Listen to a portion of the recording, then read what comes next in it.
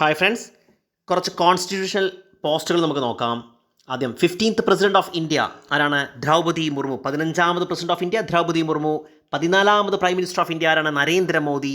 14ാമത് vice president of India Jagdeep Dhankhar ആണ്. 50ാമത് chief justice of India justice DY Chandrachud ആണ്. CAG controller and auditor general ഇപ്പോൾ ആരാണ്? Girish Chandra മുർമുവാണ്. 16ാമത് attorney general of India ആരാണ്? R വെങ്കട്ടരമണിയാണ്. Solicitor general of India Tushar മെഹ്തയാണ്. 25th election commissioner Rajeev Kumar. 2 election commissioners ഉണ്ട്, അതൊക്കെ ആരൊക്കെയാ? Anoop Chandra Pandey and Arun Goyal. Chairman of UPSC Manoj Sony. Lok Sabha speaker Om Birla. ഓടിച്ചെന്നു പറയാം. 15ാമത് president of India Draupadi Murmu. 14ാമത് prime minister of India Narendra Modi.